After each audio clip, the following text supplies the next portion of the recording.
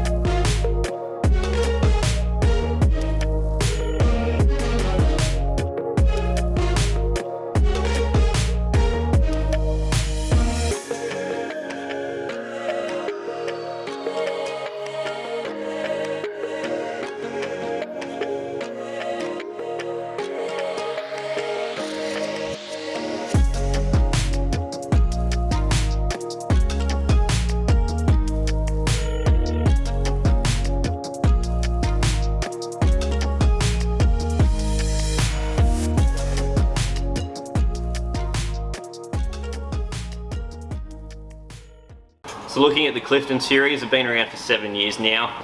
The Clifton 1 was a lot of a crowd favourite shoe, then previous models after that, a lot of the members ended up comparing the Clifton 2, 3 as well as a 4, all back to that original Clifton. My personal favourite Clifton was the Clifton 3. Clifton 2 wasn't too far off the mark, and now we're up to the Clifton 7.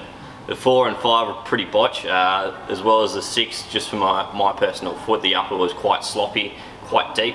With the 7, it's definitely hit the nail on the head as far as the overall fit goes, as well as the feel underneath the foot.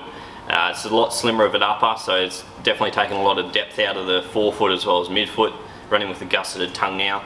But this is that lightweight daily trainer. You can easily do a ton of Ks in.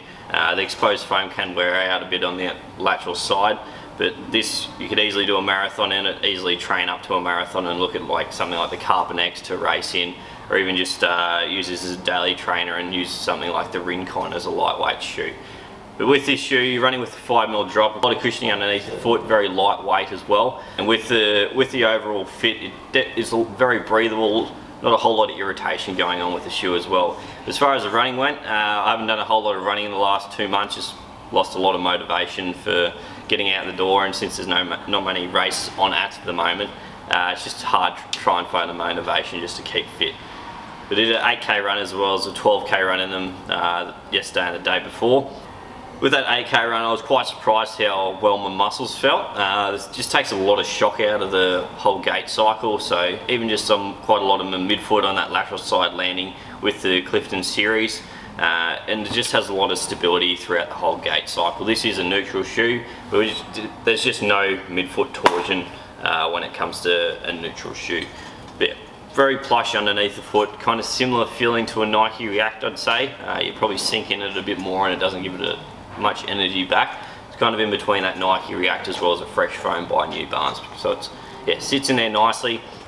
As far as the midsole goes, if you were happy with the Clifton 6, this hasn't changed at all. So that underneath the foot's the exact same as the Clifton 6. They might have changed the durometer, so what that is, just the cushioning in the midsole, but as far as what's underneath your foot, it's the exact same. As I touched on before, with the upper, fits my foot a lot better since I have quite a shallow foot as well as quite a low instep. With the gusseted tongue, plus just how the depth of the shoe is going, it fits around my foot a ton better than the previous few models. I'll probably be picking this up a lot more now compared to the 1080. The 1080's around that 300 kilometre mark and it's kind of died a bit, but with this Clifton I've done I think 800 Ks out of 3 models, so they've definitely held true. They just got a slight bit more of exposed wear.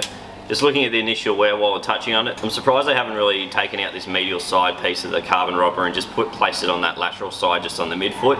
I'd experienced a lot more runners wear out the medial side on the midfoot a lot more than basically anywhere on the shoe with that exposed foam, and this carbon rubber piece on the medial side just doesn't really get touched. So change that medial carbon rubber piece to that midfoot on that lateral side, I could see this shoe handling quite a few more Ks before it looks like it's getting a bit tattered. But yeah, Most of my other Cliftons, and probably this one will as well, wearing quite a bit on that lateral side on the midfoot. But yeah, carbon rubber, a lot of flex grooves on that forefoot. It's got about 3 going there. With how stiff the midsole is, doesn't have a whole lot of flexibility in that forefoot, but if it does, it just gives you that nice snapback. Did do a slight bit of running up the hills, so with having such a splayed platform and it being quite stable, it's easy to get up the hills. You can kick the legs over quite quickly and just get onto that next gate cycle quite reasonably. As well as running downhill. Once you go up, you got to go down, but just landing on that meta rocker, so it just takes a lot of the pressure off the quads as well as the shins, so it just makes running downhill a lot more pleasurable. That's basically how Hoka's started their brand. Moving on to the heel, so that's aesthetically, that's basically the biggest difference with this shoe. Got a flare away that every brand's doing. Nice V-shaped heel though, hugs the Achilles quite nicely. I did feel like it was slightly uneven though. Might have been just this model of the shoe, but it just felt like it had more padding on one side than the other. Heel counter versus the regular with a nice pull tab. Do love a pull tab. Do miss the loop of webbing materials to yank that thing on quickly. It's a small detail, but it's something I gotta note. With the elimination of the pull tag as well from the 6, this is still quite an easy shoe to get on. Like, you can easily just pop your finger in there and just slide it on if you just loosen the laces up. Still works quite well as a pull tag, as well as just that flare away from the Achilles, so anyone with Achilles tendinopathy doesn't get irritated by the heel. But yeah, still pulls on quite well. One of the least things you should be concerned about is how easy the shoe goes on. It's just kind of the experience you have in it. Hugs the foot nicely. I always still accommodate that lock lace loop, and it's just got that 3D printing around the laces there just to hold the foot better. But yeah, I think this is probably the best running shoe that I've had this year, just when it comes to suiting my foot and how my first few runs have gone it with not really any niggles or anything like that. Plus I just have done a lot of Ks in this kind of shoe in the past, so I think my muscle memory is built for this shoe as well. But yeah, very, very pleasurable running. The next day, leg fatigue kind of went out the window as well. Was still getting a few niggles in the Infinity React as well as a New Balance 1080, but with this, you just kind of get your standard just fatigued legs, but there's not really any niggles I found. Do a quick breakdown of the updates. So outsole stays the same, carbon rubber, and the heel as well as the toe off. With the midsole, exact same geometry. As far as the compression mold goes, they've kept it the exact same, so it ends up saving the company a bit of money not having to make a whole new lot of molds for this, an updated shoe.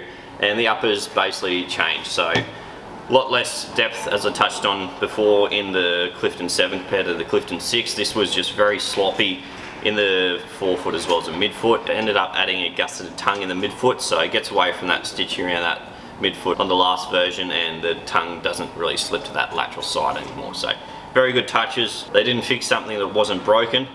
So the midsole was a very good component, but they just needed to dial in the upper, which they did do. So Hoka is listening, which is great. As far as some brands on the market go, it just goes in the complete opposite direction. But at least Hoka's listening. Very good touches up on the Clifton 7. If you have been running in this shoe yourself, let us know what your thoughts are. If you have run in quite a few Clifton models in the past, let us know which one your favourite is. But that's my thoughts on the Clifton 7.